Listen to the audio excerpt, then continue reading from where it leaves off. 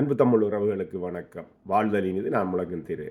மூளைக்கு சாப்பாடு கொடுக்கறத பற்றி கேள்விப்பட்டிருக்கிறீங்களா? மூளைக்கு சாப்பாடு கொடுக்குறது, வயிற்றுக்கு சாப்பாடு கொடுக்கறத பற்றி கேள்விப்பட்டிருப்பீங்க.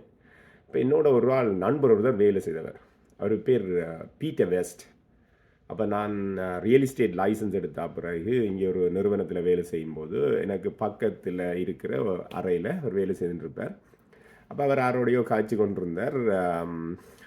இப்படி நான் அமெரிக்காவுக்கு போகிறேன், போயிட்டு அவையில் கொண்டு வேகஸில் ஃபேமிலியை கொண்டு வேகஸில் விட்டுட்டு நான் லாஸ் வேகஸில் விட்டுட்டு நான் வந்து மூளைக்கு சாப்பாடு கொடுக்க I'm going to feed my brain.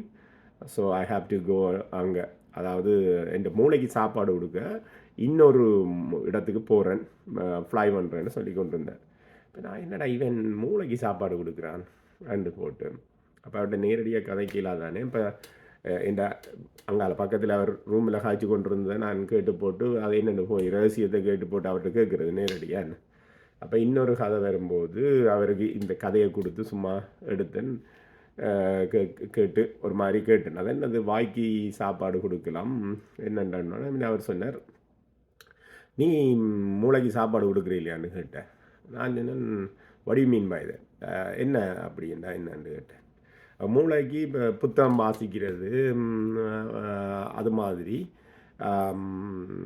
மூளைக்கு வந்து அதாவது மோட்டிவேஷனல் ஸ்பீக்கர்ஸ் அல்லது இந்த உலக சூழலை வந்து அப்படியே தாங்கள் தன்னகத்தை எடுத்து அதை எங்களுக்கு மூளைக்கு கொடுக்குற மாதிரி, ஒரு தாய் பிள்ளைக்கு கொடுக்குற மாதிரி ஊட்டி விடுறதோ அது மாதிரி ஒரு இதாக வந்து கொடுத்தா தான் மூளை வந்து சரியாக வேலை செய்யும். நாங்கள் வந்து எங்களோட மூளையை வச்சு தான் வேலை செய்கிறார்கள்.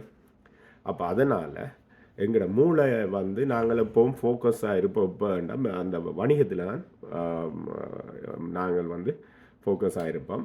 அதனால் மூளை வந்து எனர்ஜி இல்லாமல் ஃபியூவல் இல்லாமல் போகக்கூடாது. அப்போ எல்லா விஷயங்களையும் வந்து உலகத்தில் நடக்கிற விஷயங்கள், வணிகத்தில் நடக்கிற விஷயங்கள், அதுகளை வந்து எங்களுக்கு மூளைக்கு சாப்பாடு மாதிரி கொடுக்கக்கூடிய ஒரு ஆட்கள் தேவை. அது வந்து நீங்கள் சும்மா அப்படி இலவசமாக எல்லாம் எடுக்க இல்லாது, அது நிறைய காசு கொடுத்தேன். அவனும் வந்து நிறைய தன்னுடைய நேரத்தை போட்டு படிச்சிருப்பான், அப்போ கொடுத்து தான் எடுக்கணும். நீ அப்படி ஒரு செமினார் டென்வரில் நடக்குது வாரியான்னு கேட்டார்.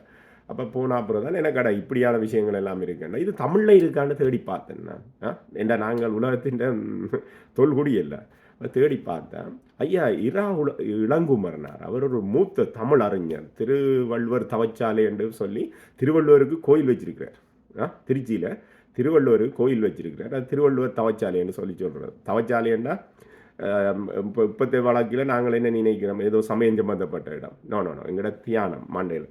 அப்போ நான் கடந்த காலங்களில் இந்த பீச்சுக்கு போகிறது, கொட்டேஜுக்கு போகிறது, வணிகர்களோட போய் நிற்கிறது என்னத்துக்கு, இந்த மூளைக்கு சாப்பாடு கொடுக்கறது தான். அப்போ நீங்களும் வந்து என்ன மாதிரின்னு சொன்னால், நாங்கள் ஒரு 8 அடி பாய்ஞ்சால் தான் எங்களோட பிள்ளை 16 அடி பாயும் இல்லையா? அப்போ அதனால் நாங்கள் 8 அடியாவது பாயிறதுக்கு கற்றுக்கொள்ளணும். பிள்ளை எங்களுக்கிட்டே ஒன்றும் இல்லை, பிள்ளை கேடாவில் படித்தா அது நல்லா வந்து இருப்பானா இல்லை. அது அப்போ எங்களுக்கு இப்படி ஜீனில் வந்த மாதிரி பிறப்பின் அடிப்படையில் அல்லது மரபணைவின் அடிப்படையில் வந்த மாதிரி நாங்களும் கொஞ்சம் கட்டித்தனம் இருந்தால் தான் எங்களோட பிள்ளைகளும் வந்து முனைப்பாக இருக்கும். அப்போ இந்த விஷயங்களை நான் பார்க்கும்போது எங்களோட முன்னோர்கள் வந்து சங்க இலக்கியத்துக்கு முற்பட்ட காலத்திலே இருந்து வந்து மனவள பயிற்சி அப்படின்ட்டு ஒன்று இருந்திருக்குது என்று சொல்லி ஐயா மூத்த தமிழறிஞர் இளங்குமரனார், அவர் தலைவருக்கும் ஒரு பிடிச்ச ஒரு மூத்த தமிழறிஞர். அவர் வந்து யாழ் பல்கலைக்கழகத்தில் இருந்து அப்போவே சில புத்தகங்களை வந்து ரோனியோ முறையில் படி எடுத்துக்கொண்டு போயிருக்கிறார். அதை வந்து இயக்கத்துக்கு திருப்பி கொடுத்துருக்கிறார். அப்படியான ஒரு அறிஞர் அவர் என்ன சொல்லியிருக்கிறார்னு சொல்லி சொன்னால், இந்த மனவள பயிற்சிகள் எப்படி நடந்திருக்குதுன்னு சொல்லி அப்போ அந்த காலத்தில் தொல்வளங்காலத்தில் நடந்திருக்குது, அது பற்றிய வரலாற்று குறிப்புகளை எடுத்து எழுதியிருக்கிறார். அப்போ இப்படி பார்த்து கொண்டு போகும்போது தான் சித்தர்கள்லாம் நம்முடைய அறிவியலாளர்கள், அவைகளுடைய மருத்துவம் தான் நமக்கு சித்த மருத்துவம். இப்போ சித்தர்களும் வந்து நிறைய ஆராய்ச்சியாளர்கள், இப்போ இருக்கக்கூடிய இந்த விஞ்ஞானிகள் மாதிரி ஆராய்ச்சியாளர்கள்.